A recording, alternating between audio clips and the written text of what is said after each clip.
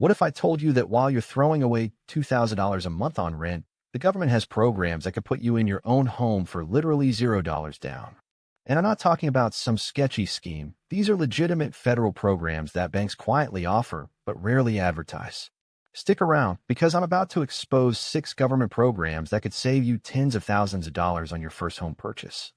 Hey everyone, welcome back to the channel. If you're tired of making your landlord rich while you get nothing to show for it, this video is going to change your life. I'm going to walk you through government programs that most real estate agents won't even mention because they don't make as much commission on them. But before we dive in, smash that subscribe button if you want more money-saving content like this, and let's get started. Here's the truth that nobody wants to admit. The biggest lie in real estate is that you need 20% down to buy a house. On a $300,000 home, that's $60,000 just sitting in your savings account. But what if I told you that some of these programs require zero down payment? Others need as little as 3% down. That same $300,000 house, you could own it for $9,000 or even nothing at all. The banks know this, the government knows this, but somehow this information never makes it to the people who need it most, first-time buyers like you. Let's start with the most generous program that exists, VA loans. If you serve in the military, are currently serving, or you're a surviving spouse of a veteran, listen up. This program offers 100% financing. That means zero down payment on homes up to $766,550 in most areas, and even higher in expensive markets. No monthly mortgage insurance either, which saves you hundreds every month. Here's the kicker. The average FICO score for VA borrowers is 721, but you can qualify with much lower scores. Banks love these loans because they're backed by the government, which means they're willing to work with you even if your credit isn't perfect. Real example, my buddy Jake bought a $280,000 house in Texas with a VA loan. Zero down, no PMI. And his monthly payment was $400 less than what he was paying in rent for a tiny apartment. Next up is the USDA loan. And here's what they don't tell you. You don't need to live on a farm to qualify. The USDA defines rural very loosely. We're talking about suburbs, small towns, and areas that are definitely not in the middle of nowhere. About 97% of the United States geographically qualifies for this program. Again, zero down payment required. The catch? Income limits based on your area's median income. But these limits are higher than you think. In many areas, a family of 4 can make up to $103,000 and still qualify. I had a client in Colorado who thought she'd never afford a home on her teacher's salary. Turns out, the cute neighborhood she'd been eyeing, USDA eligible. She moved in with zero down, and her mortgage payment was actually lower than her rent. Now let's talk about FHA loans, the most popular first-time buyer program that hardly anyone explains properly. With an FHA loan, you only need 3.5% down if your credit score is 580 or higher. Credit score between 500 and 579, you'll need 10% down, which is still way better than the 20% myth. But here's the insider secret. That 3.5% down payment can come from gifts, grants, or even borrowed money from family. The government actually encourages this. Let's do the math on that $300,000 house again. 3.5% down is $10,500. Split that between you, your parents, and maybe a local first-time buyer grant, and you could be looking at coming out of pocket with just a few $1,000s. The trade-off? You'll pay mortgage insurance, but here's what they don't tell you. On a typical loan, that might add $200 to $300 to your monthly payment. Still way less than rent in most markets.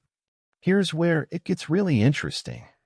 Conventional loans through Fannie Mae and Freddie Mac, the same companies you hear about in the news, offer programs specifically for first-time buyers.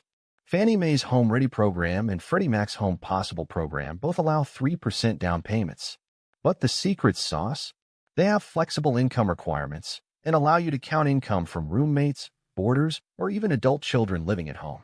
Think about that. If you're buying a house with a basement apartment or extra bedroom, the rental income from that space can help you qualify for a bigger loan. Plus, unlike FHA loans, you can cancel the mortgage insurance once you hit 20% equity. With rising home values, that could happen faster than you think.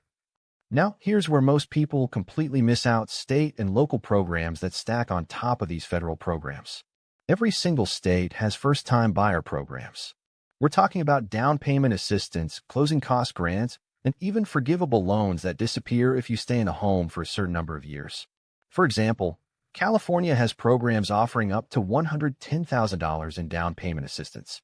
Texas provides up to $40,000 in grants that you never have to pay back. Even smaller states like Wyoming offer $25,000 in assistance. The crazy part? You can often combine these with the federal programs I just mentioned. FHA loan with 3.5% down, plus a state grant that covers your down payment and closing costs. You could literally move into your own home for less than most people spend on a security deposit. But wait, there's more. What if the house you want needs work? The government has programs for that too. FHA 203K loans let you buy a fixer-upper and roll the renovation costs into your mortgage. One loan, one payment, and you get to customize your home exactly how you want it. I've seen people buy homes for $50,000 under market value, put $30,000 into renovations through this program, and end up with $100,000 plus in instant equity. The VA and USDA have similar renovation loan options.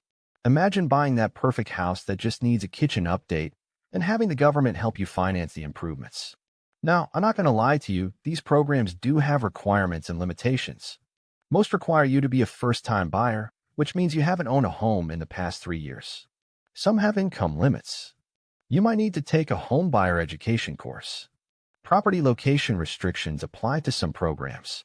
But here's the thing, even with these requirements, millions of people qualify and don't even know it. The barriers are way lower than most people think. So, how do you actually access these programs? Step 1. Don't go to your regular bank. Many traditional banks don't heavily promote these programs because they make less money on them. Find lenders who specialize in first-time buyer programs. Step 2. Get pre-approved before you start house hunting. This shows sellers you're serious and helps you understand exactly what you qualify for. Step 3. Work with a real estate agent who understands these programs. Not all agents are familiar with government loan requirements, and you need someone who can structure your offer correctly. Look, I get it. The idea of homeownership might feel impossible right now, especially with rent prices eating up half your income. But these programs exist specifically to help people like you build wealth instead of making landlords rich. The average American spends $240,000 on rent over their lifetime. That same money could buy you multiple homes and set up generational wealth for your family. The government created these programs because they want people to own homes.